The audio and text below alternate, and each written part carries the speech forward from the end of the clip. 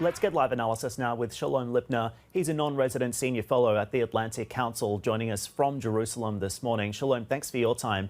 Let's begin on the situation on the ground there, because the Secretary of State is in the region to bolster what appears to be a fragile ceasefire between Israel and Hamas.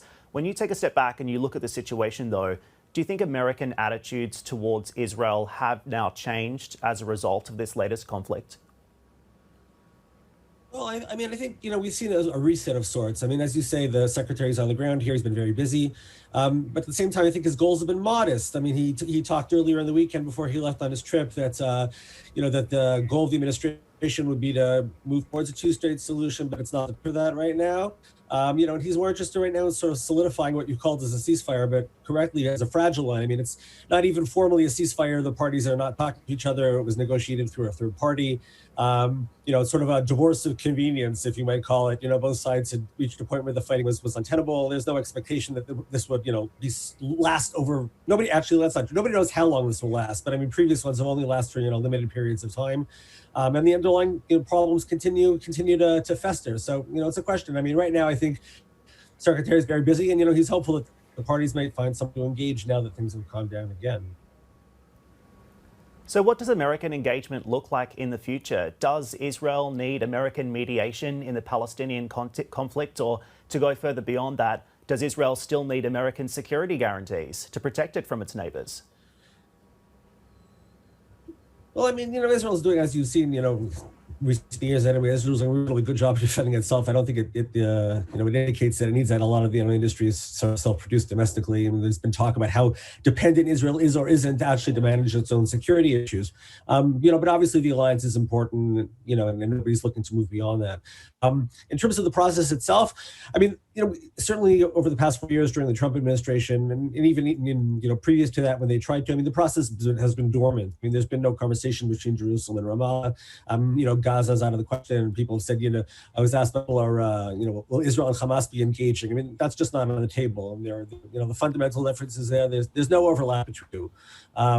So, right now, America is just trying to bring people back to the table, sort of by force of its position out here as the only person that both parties are willing now at least to engage with. There's all the domestic question, which we can move on. I mean, there's limited legitimacy in both political systems right now. There's sort of political chaos on both sides. So the U.S. role is important, but the parties are going to have to want to get to that point also. And right now, it's not clear how far they're able or willing to go. Yeah, interesting you say bringing people back to the table, but is the US too late in coming back to the table? Because there has been a fair amount of criticism levelled against the Biden administration for not having a strong enough Middle East policy, of course, even ahead of the latest outbreak of violence that we've seen. So do you think, is this perhaps too little too late? I don't think there's ever such a thing as too little, too late. I mean, people say that, but what other option is there? I mean, there's always the opportunity to engage. I think that if we looked at the way that the U.S. managed its role in the past couple of weeks, I mean, arguably, I think, one could say it's been actually really pretty effective. Despite the fact that people were looking to point to differences between the American and the Israeli approach to that. I mean, the prime minister and the president spoke multiple times. When the president finally did go, I think, in the fourth call and talked for, the move towards a de-escalation within 24 hours, we actually had some sort of, cessation of hostilities. So, I mean, I think there is a willingness to cooperate. There are other issues on the table as well. I mean, this could be some sort of pre-game show for a face-off over the Iranian issue where, Israeli and American objectives are in sync, but maybe the way to get there is not. But I mean, I do think that there is a willingness there. I think as long as, you've seen it out there, the secretary has been received by parties on both sides. He's been very active. They've finally tapped an ambassador to Israel. They're talking about reopening the consulate general in Jerusalem again. He met with leaders on both sides. He's traveling through the region. He'll be also in Jordan and in Egypt. So, I mean, I think it's a little early and premature to say it was a little too late. We'll have to see where this goes, though.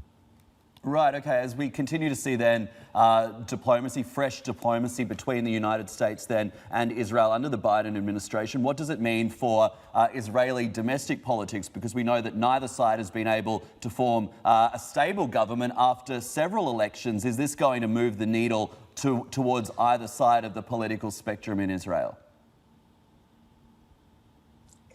I'd have to say it's unlikely that it's actually going to have a direct impact on that process. I mean, as you say, Israel has gone to the polls 4 times in the past 2 years. I think voters pretty much decided what they wanted. The dividing line seems to be whether or not they, to return as prime minister. That's almost been the only issue that's sucked up all the oxygen in the room. And people more or less know where they stand on that, I would think. I mean, it's the only thing that makes it a little bit unpredictable is the fact that the polling show that the deadlock continues. If there were to be a 5th ballot, we'd probably end up in the same situation. But because the margins are so slim, moving the needle a little bit one way or the other, could conceivably have some sort of impact. But the timetable is very crowded now. The current holder of the mandate to form a government, Yair Lapid, the leader of the opposition, has until Tuesday. There are rumors that he may actually have something in hand. It's unclear that he does. The other options after that, if he fails, are a 21-day period in which any sitting member of Knesset can try and form a 61-person majority.